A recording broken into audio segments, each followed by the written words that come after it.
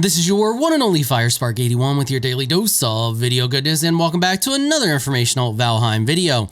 Today, we're going to talk about some tactics for raiding goblin camps. Let's get to it. So in this video, we're going to cover some different ways that you can take advantage of the goblin AI in order to make camps much easier for you and take advantage of manipulating the map, structures, and all that good stuff. Before you head over to attack a goblin camp, there's going to be a few things you need. At least a good bow, a fine wood bow upgraded to level 4. You can use the level 1 bronze polearm, but I highly recommend having some points in it. So for everything I'm going to show you here, I've lowered all of my skills to acceptable, like easy obtainable amounts. So for example, jump is at 40, run is at 45, my bows are at 40, my polearms are at 35. So you can see here with a level 1 weapon, at a skill level of 35, we're doing 21 to 34 damage. That's okay. That will get you a stagger most times, but there are times where they won't stagger. We're gonna have a much better chance with the tier 3. You can see we go to 26 to 43, but ideally you want an iron that's going to put you at 30 to 49. That's at my current skill level. Obviously it goes up to level 65, and that's going to vary depending on your skill level. For bows, the bow damage only matters a little bit because the bows are super OP.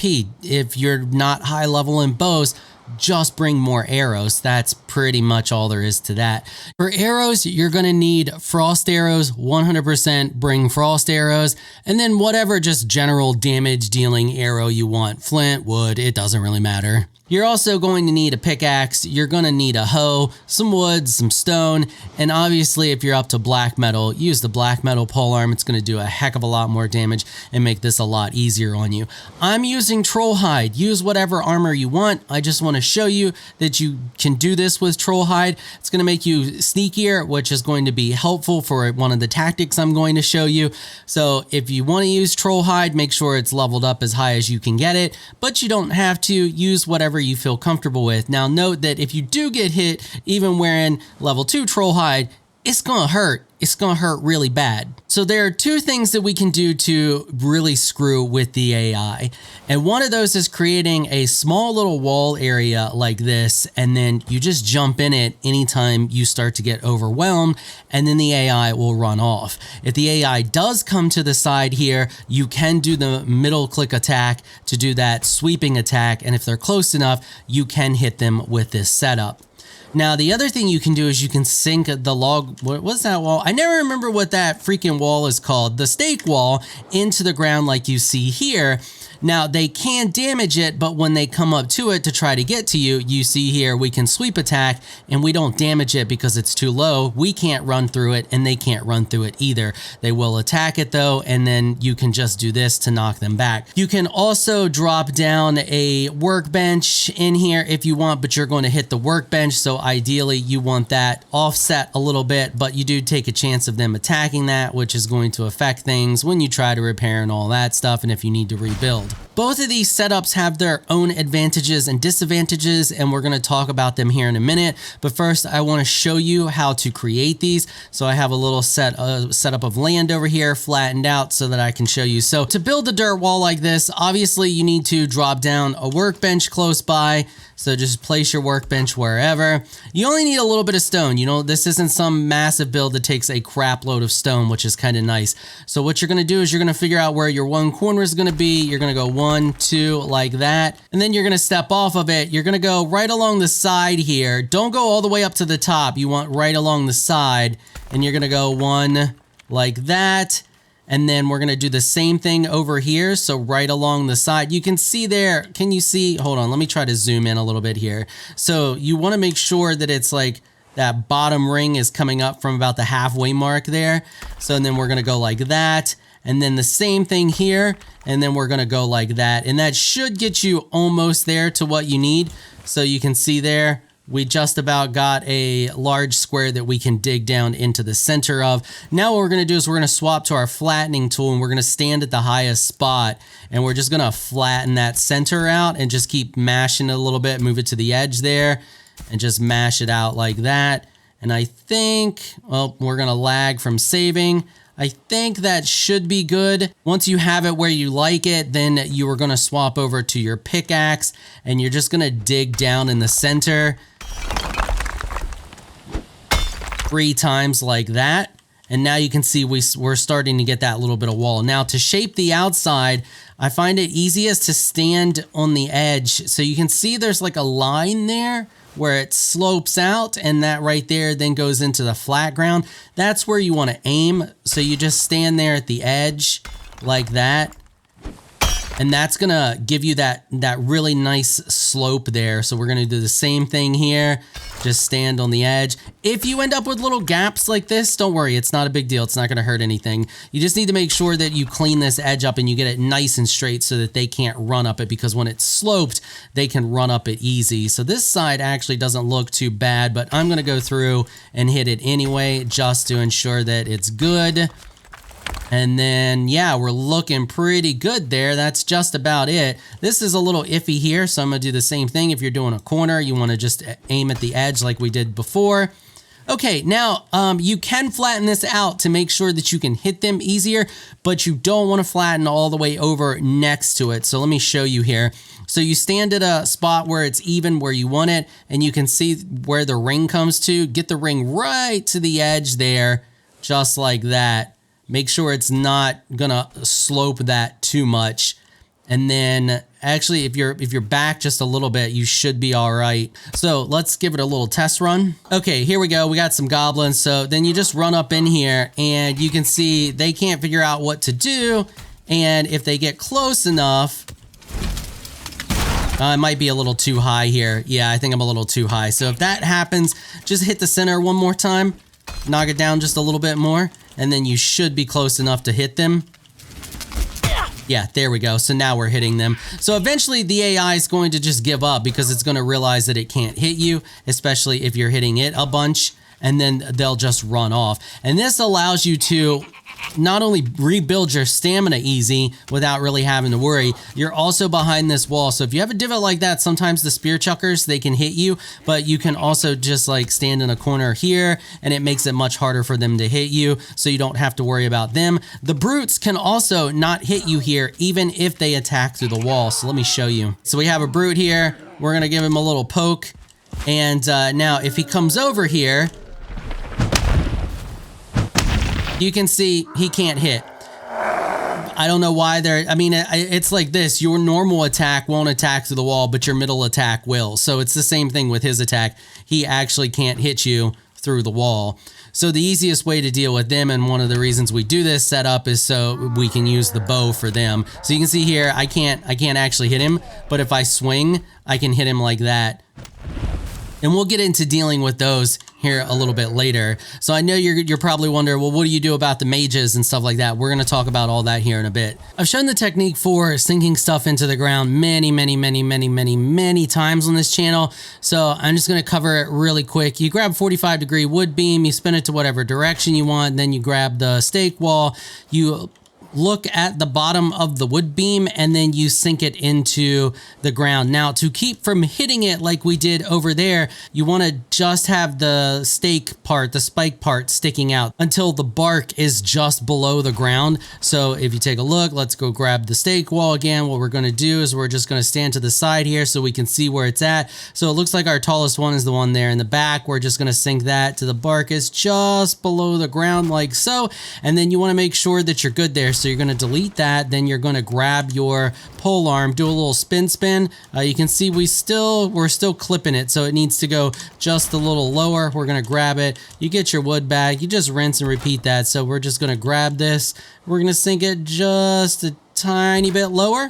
And you want to make sure you still can't walk over top of it. We cannot. We spin, we can't hit it. Now to repeat that, all we're gonna do, put the 45-degree board there towards the end. When you go to sink the next one down, then it sinks in level with the previous one. And then you just do the same thing to spin the side. To go down the other side, all you have to do is spin it, place the one on top, and then yeah, it just snaps into place like that. That's all there is to it. So here we go, we got 5 of them, and we just jump in here. Now the downside to this one is that the spear guys can hit you extremely easy here, but you can also hit them extremely easy with multiple attacks. So I can hit them with either the spinning attack or the poke attack here and not hit my wall. And as you can see, they just run away. They don't know what to do, so they run away. But you can see how easy it makes them to deal with here, because when you get behind something where they can't get you, it scatters them, stops them from grouping up, which makes them much easier to deal with. Okay, now that we've talked about those techniques, let's go to an actual goblin camp and let me show you how to combine these and some other techniques to use to get rid of some of the larger threats. All right, so here we are over in the plains now. Obviously, you're going to have to deal with mosquitoes and stuff like that. Deal with those however you want. That's not the focus of this video. Focus of this video is Fuling mechanics. The reason I like the troll armor is it allows us to get much closer to their camp without them noticing us. So we can go in here and we can kind of spy around and see what's going on. Now, for our setup of where we're going to fight them, oh, that's not the key I wanted to hit. We're obviously going to not get all the way up on it, but relatively close. So right here is not terrible. I think we can make do with this. And we're also going to eat food that's going to be more on par with the stamina that we would have and the health that we would have over here. I am going to stay in God mode because I don't want to deal with dying, but you'll see how much damage I take because it'll pop up on the screen and you'll know. But yeah, I just don't want to, it's a guide. I don't want to deal with trying to come back, gather up all my crap and all that. So what we're going to do, we're going to just flatten out just a nice little spot of land here. It doesn't have to be anything too crazy because what we're building up isn't too large. Oh, hey, look, we got a buddy already. So one is not going to be a problem because you can use the pole arm to take one out relatively easy. Let him attack. When you stun him, then hit him. There you go. Piece of cake. Okay, so now we'll just swap to our bow. Let's get rid of the spear guy because he's going to be a bit of an issue. So you can see frost arrows slows him down, makes him much easier to deal with. And he pretty much just stands still for you. Now, I'm not cutting any of this out because you could run into this problem and I want to show you how to deal with it. It helps when you're actually able to hit them. I'm a terrible shot, so there we go. We got that guy. Once you get the frost, I'm trying to fight and focus at the same time and it doesn't work out well. Once you get them slowed, it makes the spear guys much easier to deal with. You can see we did take a hit there. We would be able to survive one. Two is not going to be so good. Now we're going to let him attack. We're going to go in. We're going to hit him. And we're on uneven ground, so that's not ideal, but we can get him. So there we go. And there we go. That should be perfect. Now we got to make sure that we're actually going to be in the center when we do this. Let's move our workbench a little bit here. Somewhere like right there. And then, okay, so if you get that guy, if he shows up before you have this and you're not ready to deal with him, just run away. The other thing you can do is you can get this to a situation where you can just stand up here and they can't get up here to get you. I don't know if he's going to be able to run up here or not. He's definitely tearing down my workbench. I don't know if I got these sides, if they're too sloped. Anyway, you can stand on this, but the reason I don't like just doing a mound like this is because you get no protection from the spear chuckers. It's the same as the wood wall or the stake wall. You don't end up with any protection from the spear chuckers and it kind of sucks. So I think we might actually be good here. Can he run up here? No, he can't. So if we were to shoot him, don't use your frost arrows, use your normal arrows on him, whatever arrows you want. Yeah, you can see now we can just run him off. So once you have this, you are a little bit safe in order to deal with them. And let's talk about how to go about working your way through here, because you don't want to just run in like some crazy person. You want to make sure that you're sneaking, and you also want to look for the mages first. They're going to be one of your biggest threats. You need to take them out first. Okay, I spotted a mage. He was over there by the bonfire. So once you see the mage, you want to grab your arrows, and we're going to attempt to hit him here. I'm a terrible shot, so we'll see how this goes. Oh, I think I hit him. Oh yeah. They're angry now. So if that happens and you don't one-shot him or two-shot him, just run over to your thing. That's the beauty of having this. Once you run over here and jump in here, they will eventually just get bored and run away. Or you can actually, we only managed to kite 2 over here, so we could just fight these guys.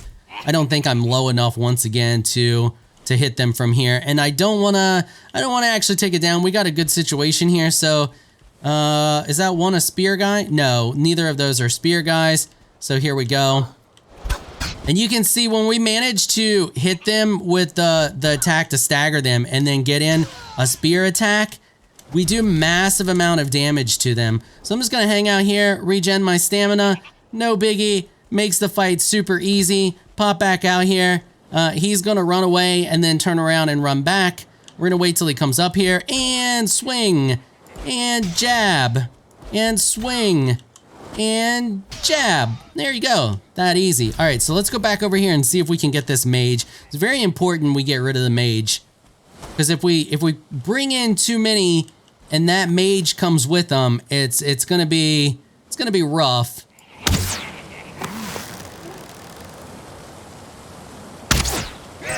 There we go. There we go. We took out the mage. Okay, so let me get a spear guy here. Let me show you how we're gonna deal with the spear guy. So just kind of like we did before, you want your frost arrow, and it makes it super easy to deal with them if you have the frost arrows. It honestly makes it easy to deal with just about any of them. So when they come running at you, you can see there, he can't do much of anything, and we can kite him back super easy. And it's the same thing when you have the spear chucking ones. Just don't get hit by the spear. So we got one over here. I'm gonna kind of just come along the side here, and I'm gonna see if we can sneak in and get a sneak shot on him, because ideally that's what you want. You want your first shot to be a sneak shot with the frost arrow. And the other thing is we're still using a fine wood bow with this thing, and our skill is not crazy super high either. You can see here our skill's only at 40, and we're still able to do a decent amount of damage to them. And our sneak is at 8. I haven't even put any points into sneak. So it looks like we have one right there. I don't know if I can thread that needle through that shot there, so I'm gonna come around the edge here, and I'm almost guaranteed to hit him. Well, of course he moves. There we go, and we almost got him with one shot. That one ate the shot for his buddy. And he stays still so that it's super easy to shoot him with the next shot. And now all we have to do, put our bow away, kite these guys back. And that's pretty much it, folks. I mean, I'm pretty sure I covered everything to show you guys. Now, of course, you can run in there, you can face tank, you can do all these other different techniques that people have. But for people who are having a lot of trouble with it, I found that this is one of the easiest ways to do it. So if you have problems clearing out the goblin camps, give this technique a try. It makes it super easy to do. Just take it nice and slow. Don't run in there all gung-ho. Go around the edge, pull a couple at a time, deal with them. Make sure you take out the mages first, because they're gonna cause a lot of trouble for you. Now, if you do manage to get a mage and you kite it, and you kite a bunch of other ones, just come back over to your little safety spot here. Eventually they will give up and run away. That's all you got to do. Let them reset. So hopefully you found this video helpful and informational. If you did, consider hitting the subscribe button and the notification bell so you can be notified when I upload other Valheim guides. All right, that is going to wrap it up for this episode. If you like what you saw, consider hitting that sub button. I'm going to give a massive thank you to my patrons for making this episode possible. You all are absolutely amazing people. If you would like to join my elite crew of Patreon supporters, please check out the link in the description below. If you enjoyed this video, please leave a comment down below. Let me know what you thought of your shot. You don't like to comment, just hit that thumbs up button and show your support. Until next time, thanks for watching.